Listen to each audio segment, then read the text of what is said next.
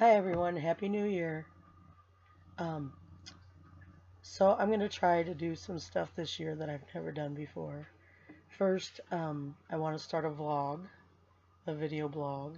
I know that sounds so stupid, but I think I have a lot of good stuff to say to people, and my whole life people have come to me asking me for advice and all that kind of stuff. So I think that I really want to try to help others find their peace and find their happiness. And to start this off, I guess what I'm going to tell people here right now is that you have to stop looking for peace and happiness outside of yourself. It's not a nice car that will make you happy, or a new pair of shoes that will make you happy, or a big fat bank account that will make you happy. Those things are all momentary happiness. It's happiness for this long. It's not lifelong happiness. The car will get old and break down. The shoes will get dirty and break down. The money may fly out the window. You don't know. I mean, what if something terrible happened and you had to drain your bank account? Those things are only temporary happiness. Real happiness comes from within your soul, within your heart, and within your mind. And until you can get your heart, your soul, and your mind all lined up together, all um, on the same path, let's say, you will never be happy. It will always be momentary happiness. And momentary happiness is only going to get you by for so long. You know, I imagine that many of the most rich, financially rich people in the world are some of the saddest because they may not have real love. Maybe they have somebody that only wants them because they have a lot of money. Or, um, how do I want to put this? You have to search within yourself. I've gone through a lot of stuff in my 46 and a half years of life. Um, a lot of it not really good. A lot of really bad stuff has gone on in my life. Um, but I have to let go of that. I can't let that hold me back. I can't let sexual abuse and mental abuse and physical abuse and a horrible first marriage. Um, I can't let those things drag me down and weigh down my soul. A lot of people, they hang on to that stuff. Well, I loved so and so for so many years, and I gave that person everything. Why did they cheat on me? Why did they leave me? Why did they abandon me? um, I've always done everything I can to be there for others. uh, so why am I getting shit on? And I had that attitude once. I really did. I went through life thinking nobody loves me, nobody cares for me, everybody just wants to beat me down, so I'm just going to constantly complain about life. I'm going to complain and complain and complain because if I'm miserable, then gosh darn it, everybody else should be miserable too. And I know a lot of people like that. I know people who they want to be the victim constantly, even if they don't realize that that's what's going on. And a lot of people who play the victim don't realize that they're playing the victim. They don't realize what they're doing to themselves by constantly looking at everything in a negative light. When you look at things negatively all the time, then that's all you're ever going to have is more negativity. You cannot be that way. You cannot look at life and say, oh, well, my car won't start this morning because it's so cold and I hate the cold and I hate where I live and I just wish it wouldn't be like this, and uh, now I gotta go find somebody to help me and they're gonna be shitty because they gotta get out in the cold and blah blah blah blah blah blah blah blah. No, If your car won't start, then figure it out. Get some jumper cables. Find a neighbor. But don't complain the whole time. Just say, hey man, I'm having an issue for a sec. Could you help me? I'd really appreciate it if you could help me for a minute. Then you start your damn car and you move on with your day. You don't sit there and keep dwelling on the fact that you were having a bad day or that the car wouldn't start, you know, because now it's started and now you can move on with your day and oh well, whatever, you know, it's nothing to hold you back and it's nothing to hold you down.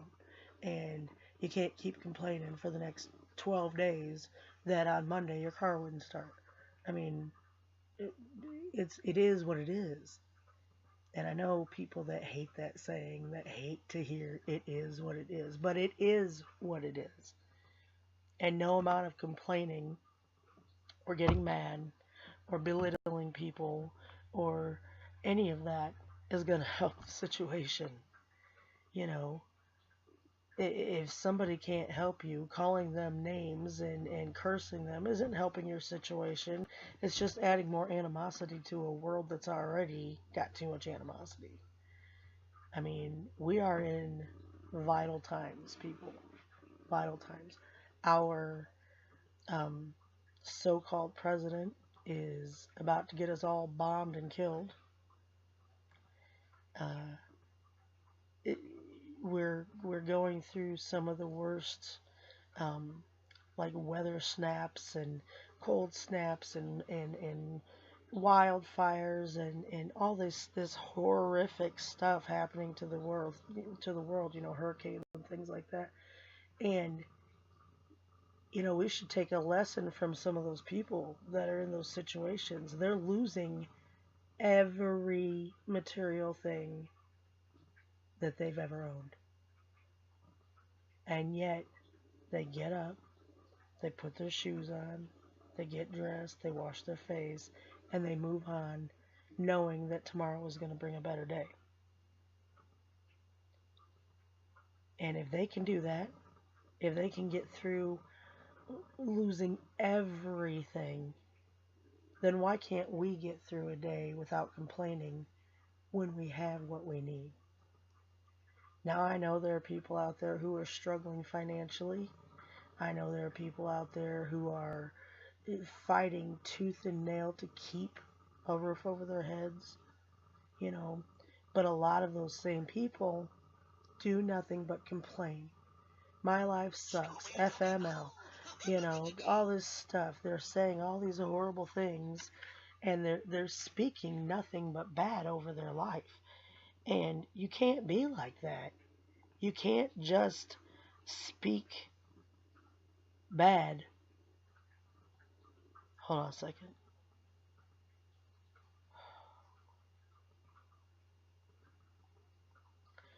Sorry, I had a text message. Um, you can't dwell on the bad. And so this year I'm hoping to um, start a vlog. I want to go over some things with people. I want to talk uh, to people about the importance of what it means to be happy, to live a good life, to love not only yourself but everyone around you. We have got to start living a better life for all of us. I mean, the only way this world is going to become a better place, a place that we can be proud to leave our grandchildren, is if we all quit disagreeing over every stupid little thing. You know, now I make no qualms about the fact that I dislike the person that was elected president, but complaining about it isn't going to do me any good. Um, Nothing I can do is going to change what's going on in the world, but I can change my perspective. I can change my little life, my little insignificant life. I can change it. I can be happy. And I don't have to look outside of my own heart and soul. when we put ourselves out there and we get rejected and we get downtrodden, it is very easy to fall into a slump. But negative thinking brings about more negative thinking, and thinking becomes speaking, and then negative speaking brings about negative action. So, why can't we try to make ourselves a promise this year that every day we're going to get up and we're going to say, "Thank you, God, for waking me up today. Thank you, God, for the roof over my head, the food on my table, the clothes on my back. Thank you for my family, for my spouse, for my children, for my grandchildren, for every ounce of love and care that I have in my life and that I can give to others. Thank you, God. Thank you for making me aware of how beautiful my life really is." I know some people right now that are suffering such pain and tragedy and loss that it has really had me thinking over the past couple days, like, why? Why do people feel the need to go out and hurt other people? How is that bettering their life at all? How is robbing a child, an 18-year-old child, at gunpoint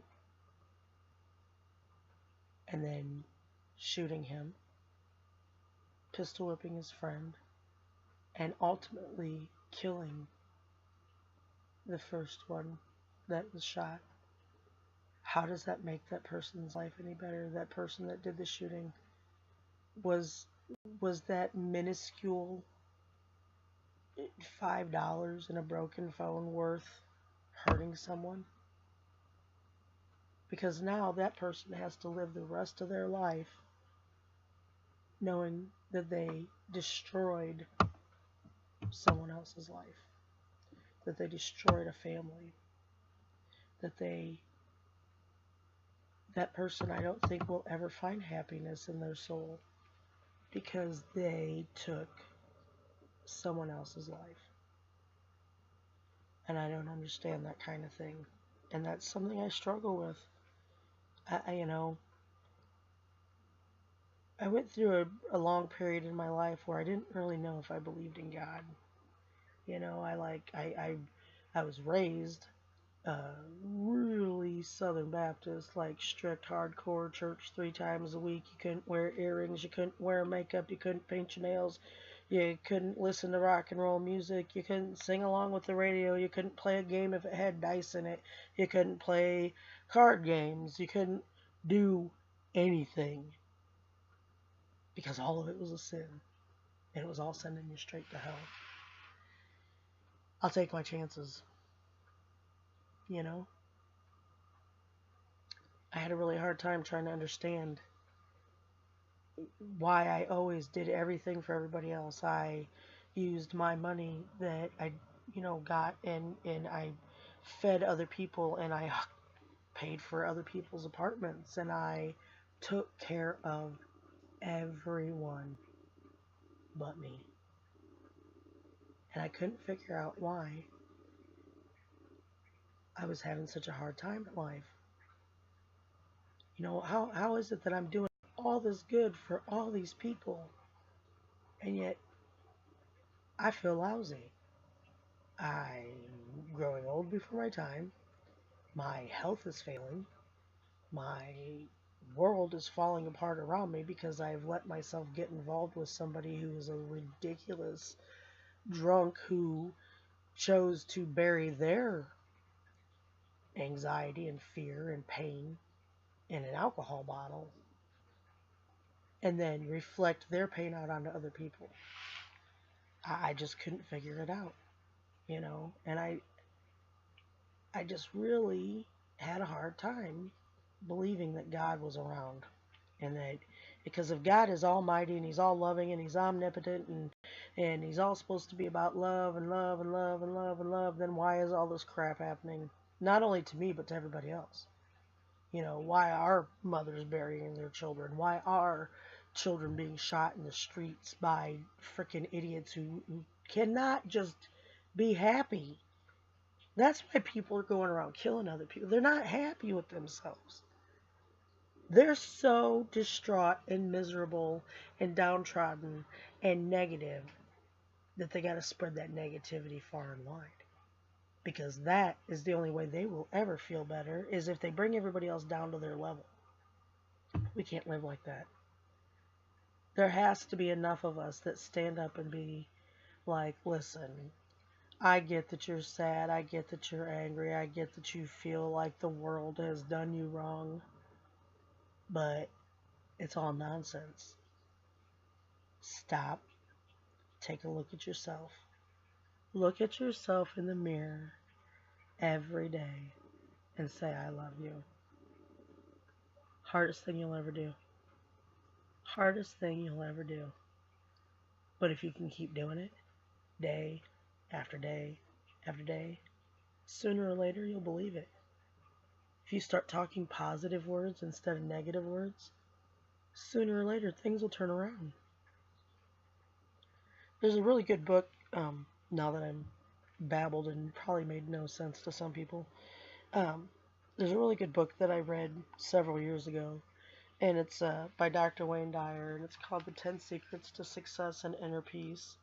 And I know that's backwards in your screen right now, but this is one of the best books you could ever read. So I think starting tomorrow, I'm going to start sharing this with you. I will read a chapter a day. Um, if you have questions, ask me. You know, my life is by no means perfect, but I'm not unhappy.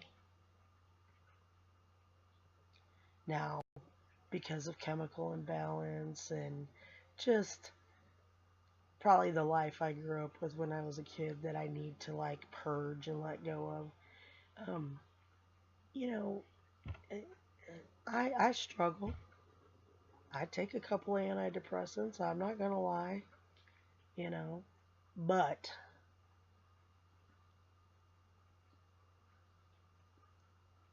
I find my happiness inside of me.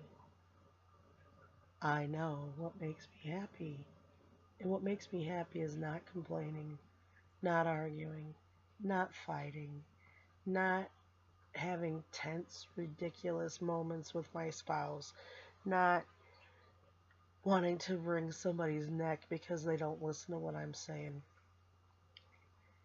I find my happiness because I believe that God will provide for me.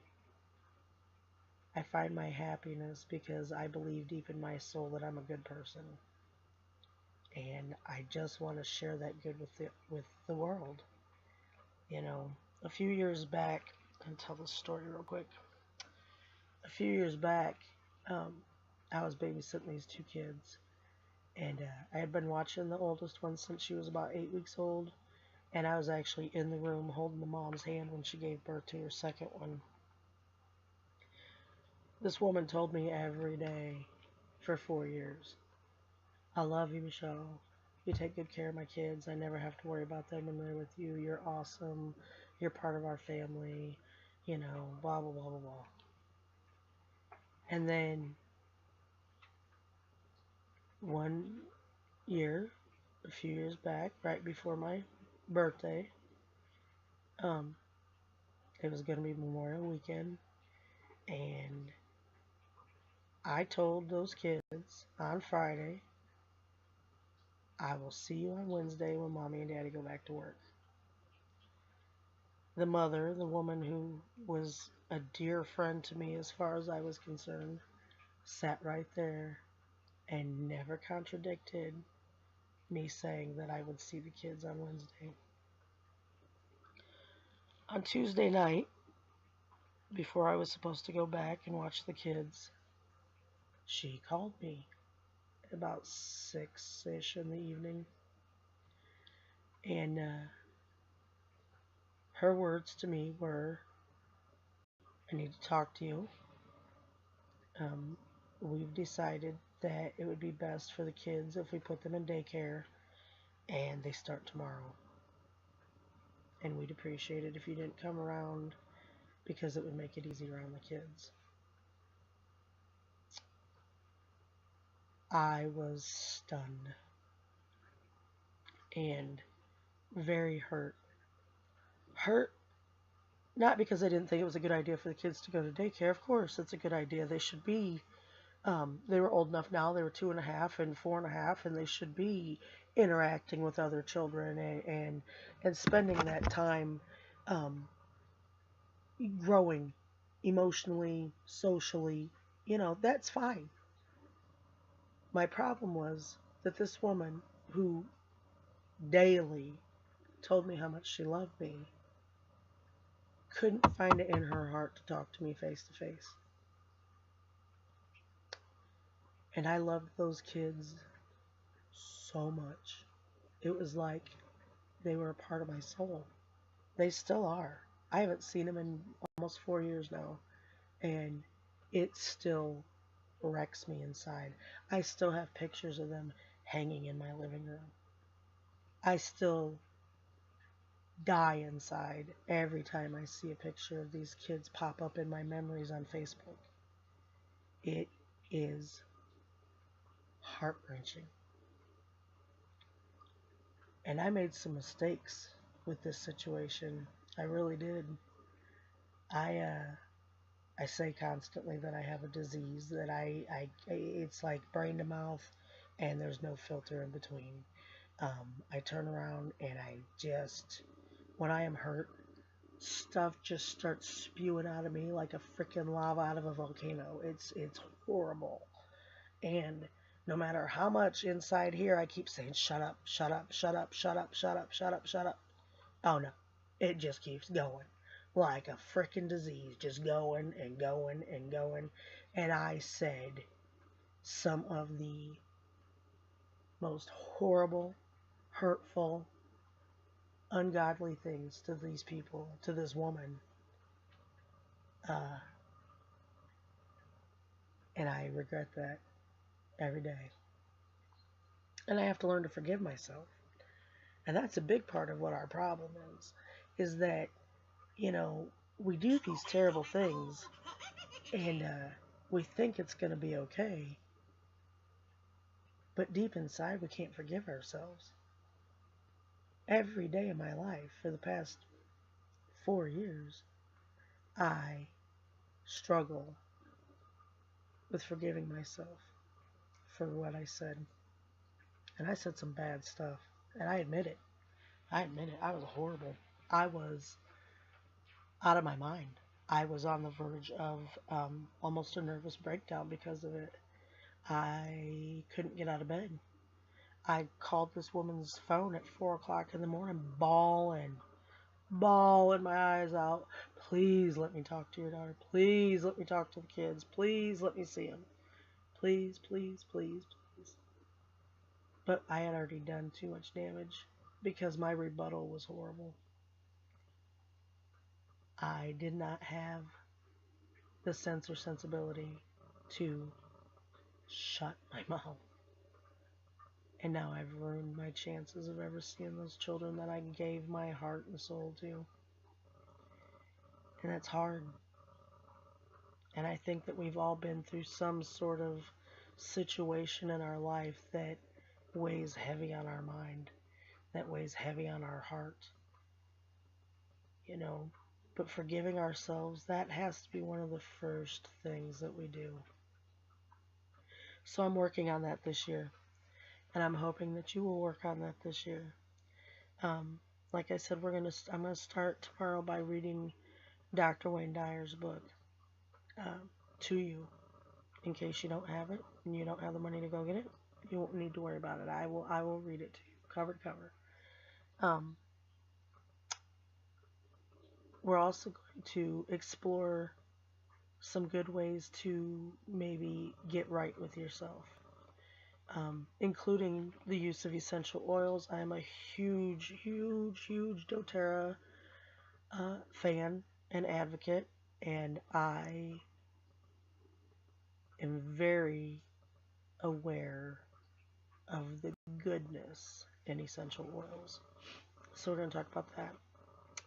And I think along the way we may even go into like eating better, just being better, and seeing what we can come up with to help us all live a happier, healthier, emotional existence. You know, pain pain is something we all deal with. And it hurts and it's hard, but we've got to figure it out. If you truly want to be happy, you've got to let go of the physical wants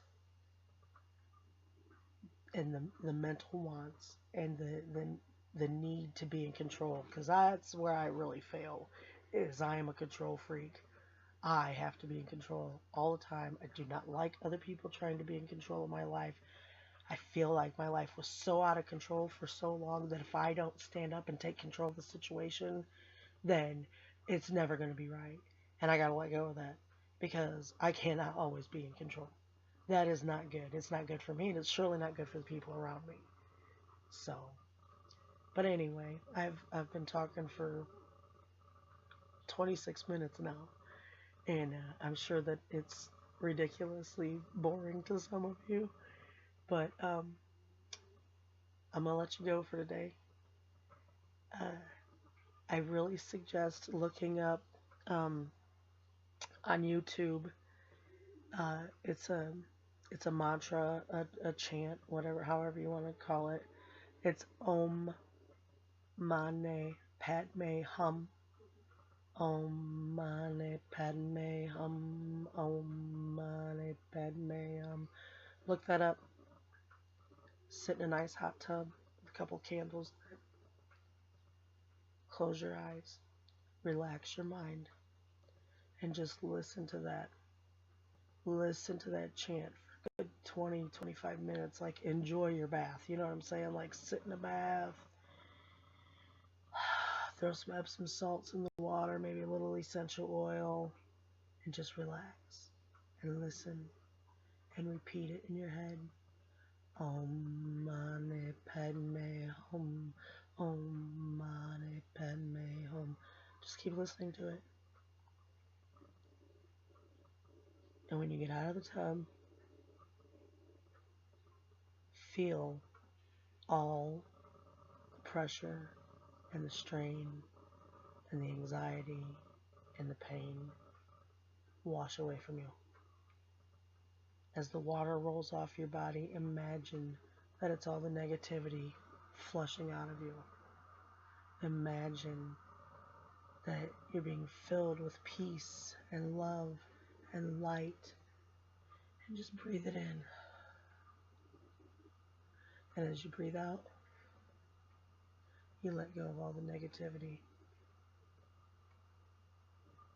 That's my tip for today. God bless you all. I hope that this brings you some sense of comfort and peace, knowing that there are other people out there that are really struggling with finding internal peace. I do. I admit it. You know, I'm very much at a struggle with a lot of things in my life, with forgiveness and trying to make a better life for me and my family and my grandchildren, and and I know that there are other people out there too that feel the same way. So starting tomorrow, we're going to start reading this book, and we're going to put ourselves on a better path for 2018. 2018 is the year for all of us to shine. 2018 is the year of love, the year of peace, the year of owning yourself again. And remembering that if you don't take care of you, how are you going to take care of anybody else? You've got to be smart about what you're doing. And you've got to take the time to treat yourself right. Because if you don't, nobody else is going to treat you right either. If we don't love ourselves first and foremost, we will never find love outside of ourselves. not true love, not good love, not painless love. We have to want to do better. We have to want to be better. God bless. Peace and love.